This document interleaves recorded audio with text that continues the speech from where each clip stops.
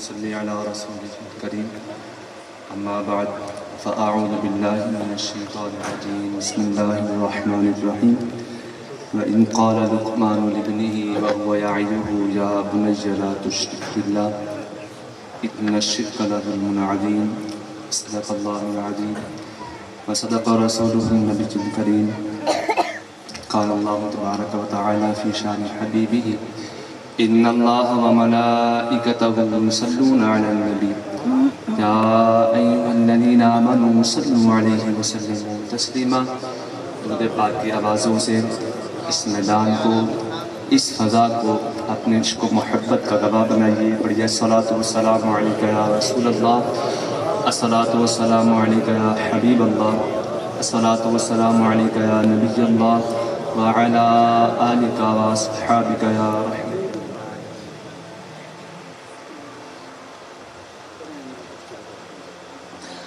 اللہ پاک کے پیارے حبیب علیہ الصلوۃ والسلام پر درود پاک پڑھنا ہمارے لیے دنیا و آخرت میں نجات کا باعث ہے.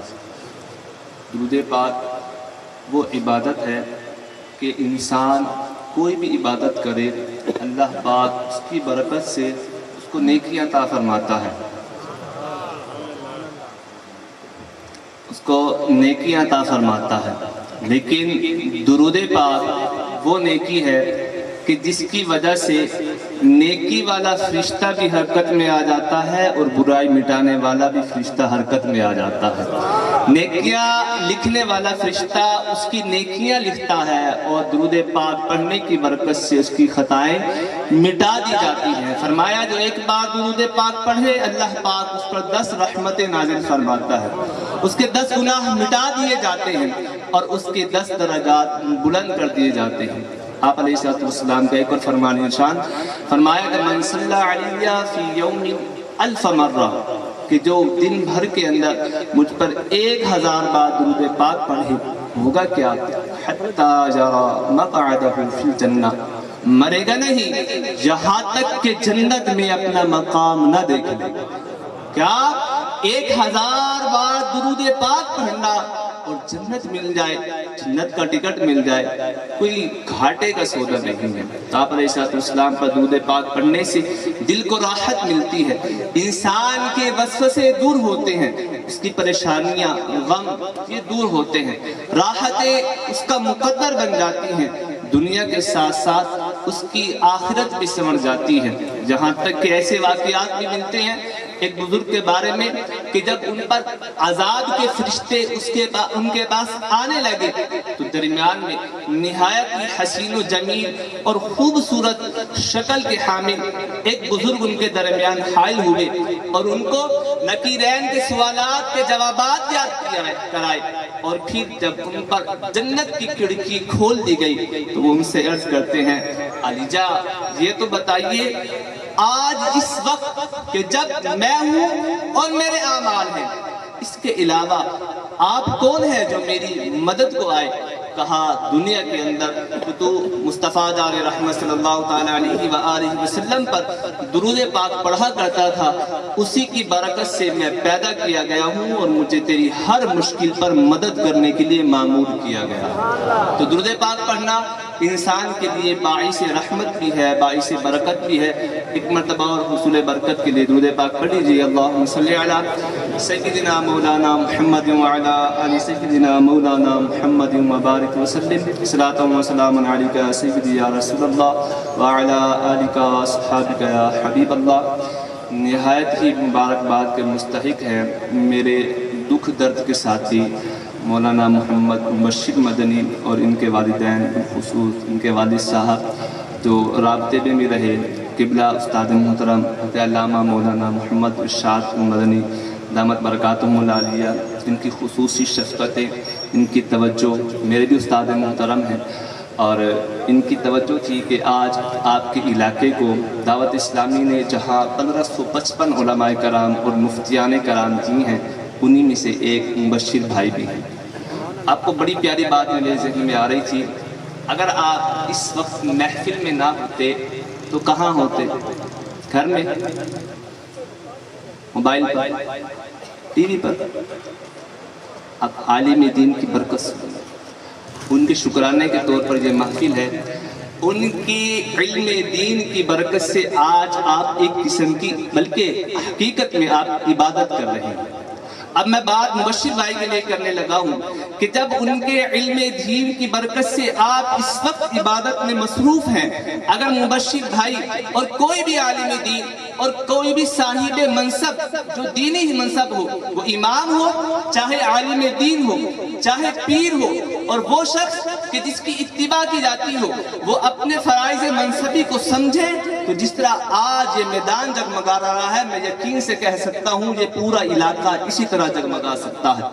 انسان اگر صحیح طور پر عمل کرے اور اپنے فرائض منصبی کو سمجھے تو انسان کی اس علم کی برکت سے فرمایا یخرجہم من الظلمات الی النور، کیا اللہ پاک کے پیارے حبیب لوگوں کو اندھیروں سے روشنی کی طرف نکالتے ہیں. تو اسی طرح ایک عالم دین، چونکہ فرمایا کہ علماء ورثۃ الانبیاء، عالم جو ہوتے ہیں انبیاء کے وارث ہیں، تو اسی طرح علم دین کی برکت سے جہالت کی روشنی، جو اندھیرا ہوتا ہے وہ دور ہوتی ہے، اور انسان کا دل بھی جگمگانے لگتا ہے اور اس کا گھر بھی جگمگانے لگتا ہے، بدعقیدگی دور ہوتی ہے اور ہر طرف اجالا ہی اجالا ہو جاتا ہے. میرے آج کے بیان کا جو موضوع ہے، اکثر یہ محافل کے اندر یہ بات کی جاتی ہے کہ بچے کہنا نہیں مانتے، والدین کے حقوق پر بات کی جاتی ہے، والدین کے بالخصوص والدہ کے حقوق پر بات کی جاتی ہے، ان کا ادب بیان کیا جاتا ہے. کرنا چاہیے، حقیقت بھی ہے. قرآن پاک میں وَوَصَّيْنَا الْإِنسَانَ بِوَالِدَيْهِ إِحْسَانًا ایک جگہ پر اور بھی فرمایا. لیکن بات یہ ہے کہ انسان، ہم آپ اکثر یہاں پر بزرگ حضرات یہاں پر موجود ہیں، اب ہمیں کیا چاہیے کہ ہم اپنے بچوں کی تربیت کیسے کریں. قرآن پاک ہمارے لیے مشعل راہ ہے. قرآن پاک میں فرمایا لَقَدْ كَانَ لَكُمْ فِي رَسُولِ اللَّهِ أُسْوَةٌ حَسَنَةٌ، تمہیں رسول اللہ کی پیروی بہتر ہے، تمہیں رسول اللہ کی پیروی بہتر ہے. اور آپ علیہ السلام کی سیرت سے متعلق ماہ ربیع الشریف میں محفل میلاد ہوتی رہتی ہیں، اور اپنی اولاد کی صحیح تربیت کرنا یہ بھی سیرت مصطفیٰ صلی اللہ تعالیٰ علیہ وآلہ وسلم ہی کا ایک حصہ ہے. احادیث مبارکہ ہو یا قرآن پاک ہو، اپنی اولاد کی تربیت، چھوٹوں پر شفقت اور ان کو کیسے لے کر چلنا ہے، یہ احادیث مبارکہ آپ مالا مال ہیں. آپ علیہ السلام نے بھی فرمایا ادبوا اولادکم ثلاثۃ خصال، اپنی اولاد کو 3 خصلتیں، 3 باتیں سکھاؤ. حب نبیکم، حب اہل بیتہ و تلاوت القرآن، اپنے نبی کی محبت، اہل بیت کی محبت اور تلاوت قرآن پاک.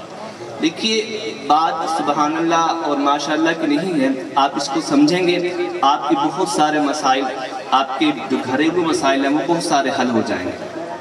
اللہ پاک نے بھی یہ محبوب یہ فرمایا کہ حضرت لقمان حکیم رضی اللہ تعالی عنہ کو اللہ پاک نے حکمت کی دولت سے مالا مال فرمایا، اور قرآن پاک میں فرمایا وَمَن يُؤْتَ الْحِكْمَةَ فَقَدْ أُوتِيَ خَيْرًا كَثِيرًا، کہ جسے حکمت عطا کی گئی اسے خیر کثیر عطا کی گئی. تو لقمان حکیم کو حکمت یعنی دانائی عطا کی گئی تھی، عقل مندی، دانشوری عطا کی گئی تھی. لقمان حکیم نے اپنے بیٹے کو جن الفاظ کے ساتھ نصیحت فرمائی، جن الفاظ کے ساتھ ان کی تربیت فرمائی، اللہ پاک نے بھی یہ پسند فرمایا کہ انہی الفاظ کے ساتھ محبوب علیہ السلام پر وحی نازل فرمائی. اب سنتے جائیے اور اللہ پاک ہمیں قرآن پاک کی تعلیمات پر عمل کرنے کی توفیق عطا فرمائے. فرمایا وَلَقَدْ آتَيْنَا لُقْمَانَ الْحِكْمَةَ أَنِ اشْكُرْ لِلَّهِ وَمَن يَشْكُرْ فَإِنَّ اللَّهَ غَنِيٌّ حَلِيمٌ وَإِذْ قَالَ لُقْمَانُ لِابْنِهِ وَهُوَ يَعِظُهُ يَا بُنَيَّ لَا تُشْرِكْ بِاللَّهِ. فرمایا کہ انسان کے کامل ہونے کی دلیل یہ ہے کہ وہ خود بھی کامل ہو اس طور پر کہ اللہ پاک کی عبادت کرے اور اپنے زیر سایہ جو ان کی کفالت میں ہو ان پر بھی کیا ہو، ان کی بھی تربیت کامل ہو. آتینا لقمان الحکمت سے لقمان حکیم رضی اللہ تعالی عنہ کی جو کامل انسان کی صفت تھی وہ بیان کر دی گئی. اب اپنے بیٹے کی تربیت کے لیے اگلی آیت مبارکہ میں فرمایا وَإِذْ قَالَ لُقْمَانُ لِابْنِهِ، جب لقمان حکیم رضی اللہ تعالی عنہ اپنے بیٹے سے کہہ رہے تھے. اب دیکھیے کیا کہہ رہے تھے، یا بنیا، کیا یا بنیا، اور کیا کر رہے تھے؟ وَهُوَ يَعِظُهُ، اور وہ ان کو نصیحت کر رہے تھے۔ قرآن پاک کا حسن دیکھیے، اسلوب دیکھیے، اس کو سمجھتے جائیے اور اپنے دلوں میں اتارتے جائیے۔ کہا کہ وَإِذْ قَالَ لُقْمَانُ لِابْنِهِ، لقمان حکیم اپنے بیٹے سے کہہ رہے تھے کہ یا بنیا، اے میرے بیٹے۔ کیا کہہ رہے تھے؟ اے میرے بیٹے، اور ان کو نصیحت کر رہے تھے۔ بات سمجھنے کی ہے، آج ہمارا بچہ اگر کوئی غلطی کر بیٹھے، اگر کوئی ایسی بات کر بیٹھے جو باپ کو یا والدین میں سے کسی کو بھی ناگوار گزرے، تو ان کے سمجھانے کا انداز کیا ہوتا ہے، اس میں ہماری تربیت ہے۔ فرمایا کہ اے میرے بیٹے، کیا؟ یا بنیا، اے میرے بیٹے، پیار سے فرمایا۔ اس میں ہمارے لیے یہ نصیحت ہے، ہمارے بچوں سے جب کبھی غلطی ہو جائے تو ان کو ڈانٹنا نہیں ہے، ان کی بےزتی نہیں کرنی ہے، مہمانوں کے سامنے اس کو تذلیل نہیں کرنا۔ یاد رکھیے، سمجھائیے، اس کی ذلت نہ کیجیے، اس کو پیار و محبت دیجیے۔ ہمیشہ یاد رکھیے، 5 سال کا بچہ ہو چاہے جتنا مرضی بڑا ہو، ہر کوئی اپنی عزت افزائی پسند کرتا ہے، اپنی ذلت کوئی بھی پسند نہیں کرتا۔ آپ اپنے ہی بچے کو دوسروں کے سامنے جب ذلیل کر رہے ہیں اور امید یہ رکھ رہے ہیں کہ بعد میں یہ میرے ہاتھ چومے، یہ امید اچھی نہیں ہے۔ فرمایا کہ یا بنیا، اے میرے بیٹے، پیار سے کہا۔ وَهُوَ يَعِظُهُ، اور وہ اس کو نصیحت کر رہے تھے۔ کیا کر رہے تھے؟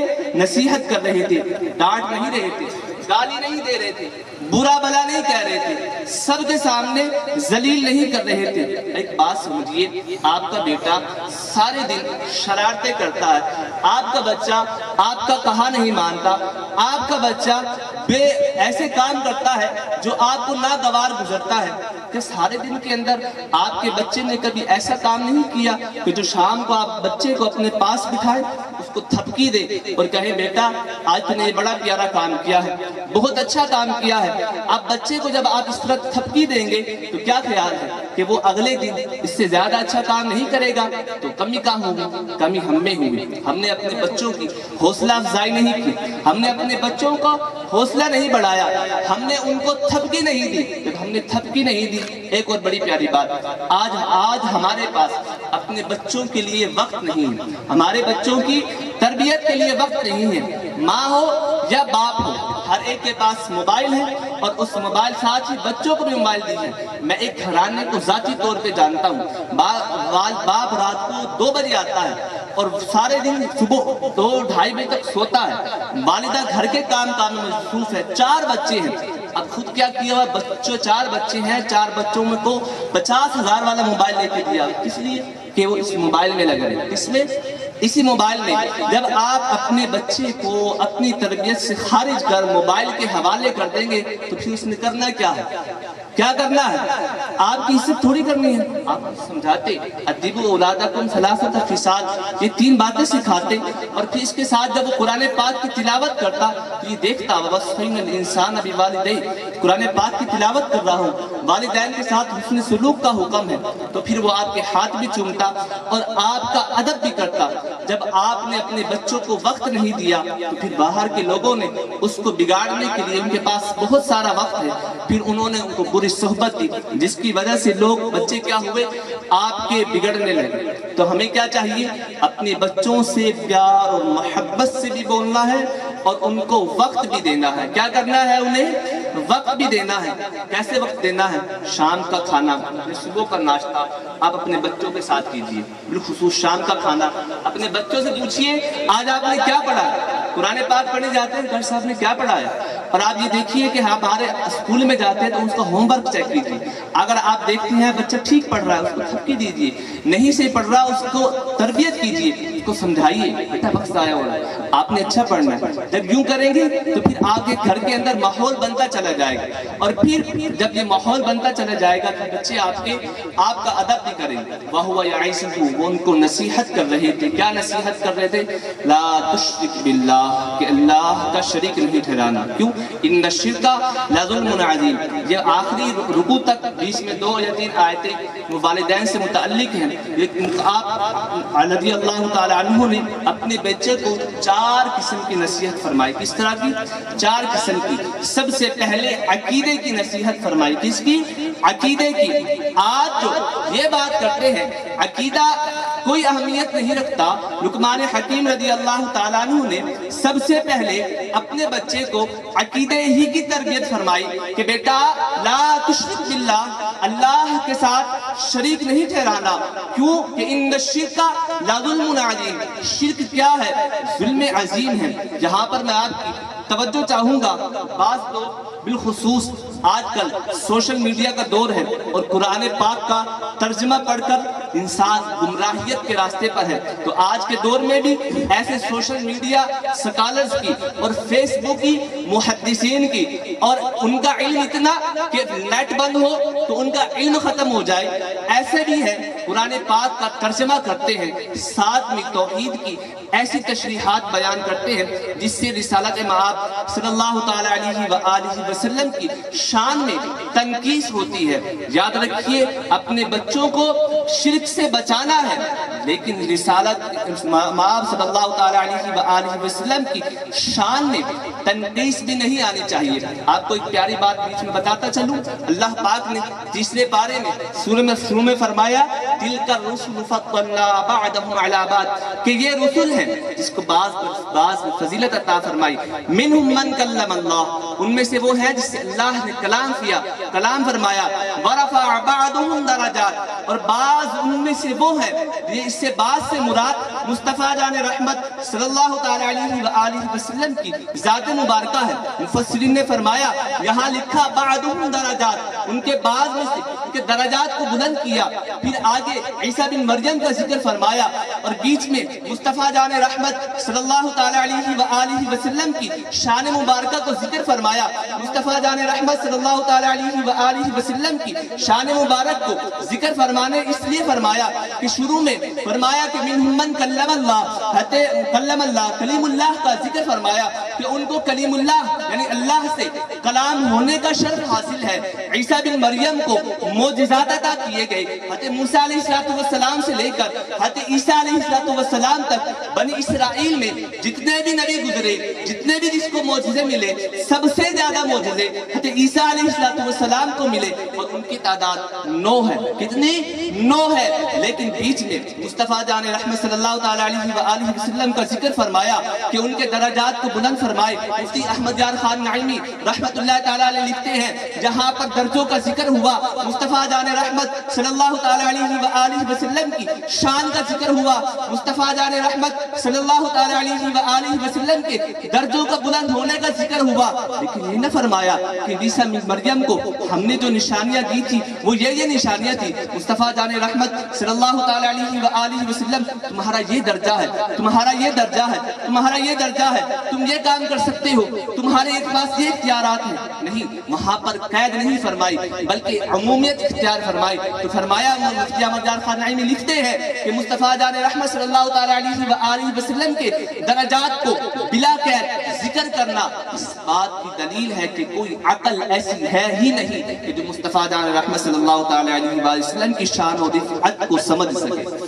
ایسی کوئی عقل ہے ہی نہیں کہ جس کی عقل کے اندر آپ علیہ السلام کی ذات مبارکہ آ سکے. فرماتے ہیں نا کہ عقل خدا نے انی دیتی علمہ وچ نہ آوے اور علم خدا نے انہ دیتا کہ عقلہ وچ نہ آوے. تو مصطفیٰ جان رحمت صلی اللہ تعالی علیہ وآلہ وسلم کی شان و رفعت گھٹا کر شرک سے نہیں بچنا بلکہ شرک سے بھی بچنا ہے. ساتھ میں مصطفیٰ جان رحمت صلی اللہ تعالی علیہ وآلہ وسلم کی رسالت کا اقرار بھی کرنا ہے. فرمایا کہ ان الشرک لظلم عظیم، شرک کیا ہے؟ ظلم عظیم ہے. یہاں پر شرک کی پہلی قسم جو تھی شرک جلی، اس سے منع فرمایا.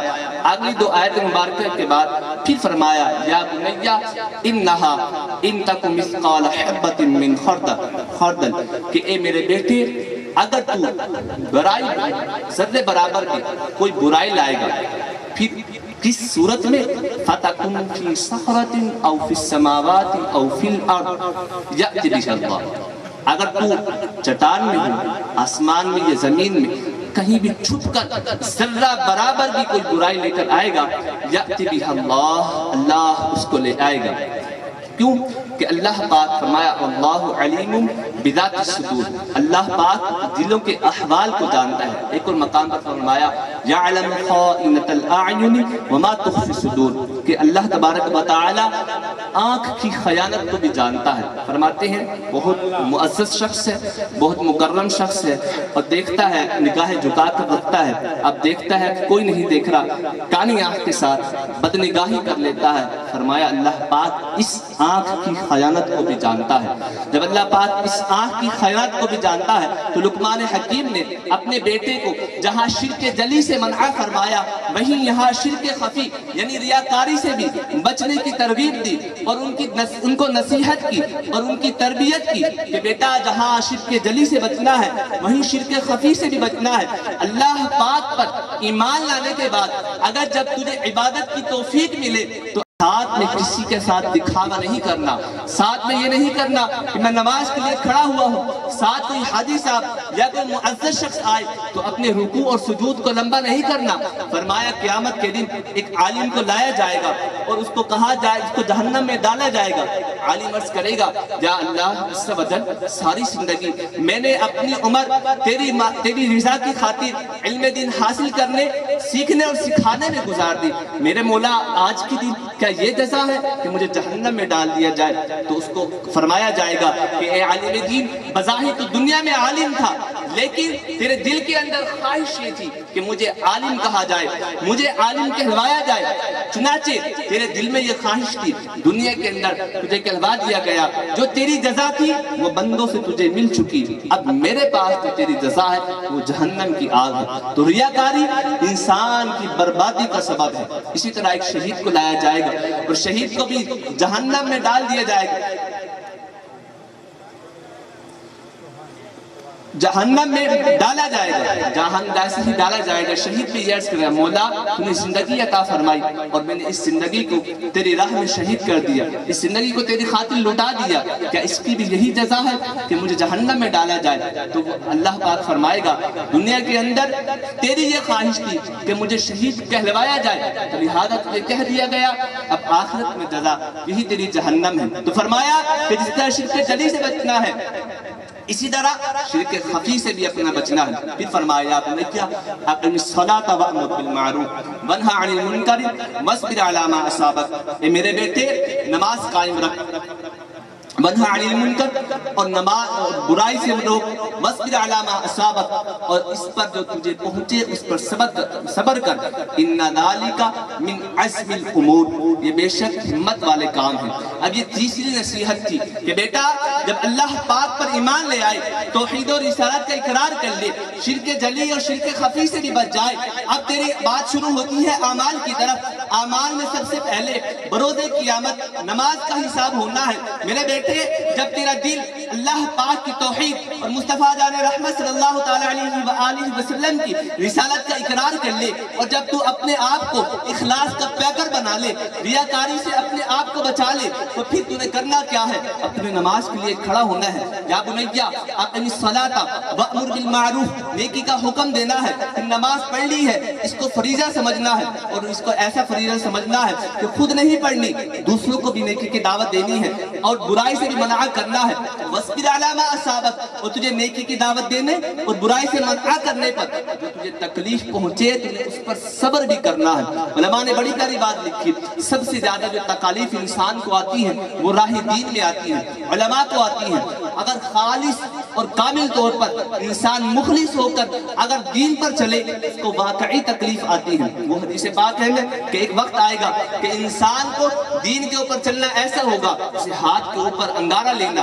آج دیکھیے آج گھر کے اندر آپ کے علاقے میں، آپ کے محلے میں یا آپ کے رشتہ داروں میں کون سی شادی ہے جو عین شریعت کے مطابق ہوتی ہے؟ اگر بچہ خود گناہوں سے بچنے والا ہے تو اس کو کس طرح کے تانے دیے جاتے ہیں؟ معاذ اللہ کبھی داڑھی کا تانا، کبھی مہندی لگانے کا تانا، ہندوؤں کی ناجائز رسومات ادا نہ کرنے پر اس کی توبیخ کی جاتی ہے، اس پہ طنز کیا جاتا ہے، ماں اور بہنیں معاذ اللہ یہ بھی سننے میں ملتا ہے، ماں یہ تک کہہ دیتی ہے اگر تو نے میرا کہا نہ مانا معاذ اللہ ثم معاذ اللہ گناہ کا، تو میں تیرا دودھ نہیں بخشوں گی۔ تو یہ فرمایا کہ معصیت کے اندر کسی کی بھی حکم نہیں مانا جائے گا۔ تو جو دین پر چلے اس کو تکالیف پہنچتی ہیں، اس پر صبر کرنا ہے۔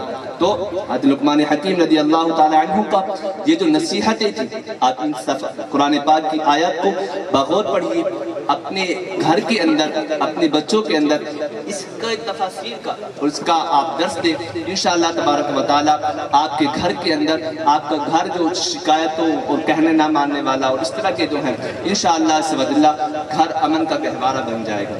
جہاں دیکھ یاد رکھیے ہمیشہ ایک بات، بس بچے پڑھتے ہیں، ایک بچہ ہے اس کے والد اس کو مار مار کے بھیجتے ہیں، آتا نہیں ہے، لیکن ایک بچہ ہے وہ چراغ چاغ پڑھ کے جاتا ہے، 7 سال عمر ہے اس کی، کیا وجہ ہے؟ اس کا والد صاحب خود، اور وہ بچہ 5 وقت کا نمازی باجماعت پڑھتا ہے، 6 سے 7 سال عمر ہے اس کی، وجہ کیا ہے؟ اس کے والد خود نماز پڑھتے ہیں۔ اگر آج آپ گھر کے اندر صرف جمعہ کے جمعہ تیار ہو کر اب آپ مسجد جائیں گے تو بچے کو بھی تو یہی پتہ ہوگا نا کہ جمعہ کے جمعہ نماز پڑھنی ہوتی ہے۔ آج آپ خود 5 وقت کے نمازی بن جائیں، انشاءاللہ سے بدلہ آپ کا بچہ نمازی بن جائے گا۔ آپ دیکھیے، آپ چاہتے ہیں نا کہ بچے ہمارا ادب کریں، تو بچے کے اندر بھی دل کے اندر خواہش یہ ہوتی ہے کہ میرا والد مجھ پہ شفقت کرے۔ کیا کرے؟ میرا والد مجھ پہ شفقت کرے، مجھے پیار دے، مجھے وقت دے، میرے ساتھ بیٹھ کے کھانا کھائے، میرے دل کی باتیں سنے، میں کچھ کہوں جب والد وقت نہیں دیتا، جھڑکتا ہے، پیالی ٹوٹ گئی ہے، گلاس ٹوٹ گیا ہے، اس بات سے اپنے بچے کو ڈانٹتے ہیں، اس کو ڈانٹنے سے مارنے سے کہ وہ چیز واپس آ جاتی ہے، نہیں آتی، تو خواہ اپنے بچے کا دل کیوں دکھاتے ہیں؟ آپ کا بیٹا ہے، آپ کے دل کا جگر آپ کا ٹکڑا ہے، تو اپنے بچوں کی صحیح تربیت کیجیے۔ آپ اللہ پاک ہمیں بچوں کی صحیح تربیت کرنے کی توفیق عطا فرمائے، مصطفیٰ جان رحمت صلی اللہ تعالیٰ علیہ وآلہ وسلم کی تعلیمات کے مطابق اپنی زندگی گزارنے کی توفیق عطا فرمائے، قرآن پاک کی تعلیمات سے اس کے نور سے ہمارے سینوں کو منور فرمائے، آمین بجاہ نبی الامین صلی اللہ تعالیٰ علیہ